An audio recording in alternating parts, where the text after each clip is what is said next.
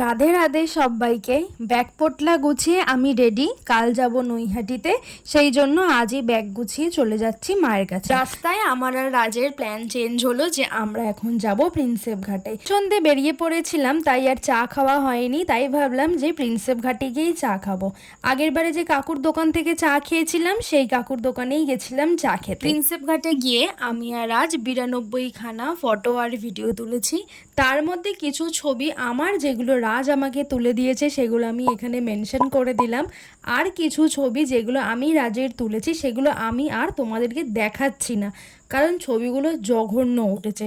সত্যি কথা বলতে আমি ফটো তুলে দিতে পারি না, এটা আমি নিজে বুঝিয়ে নিয়েছি।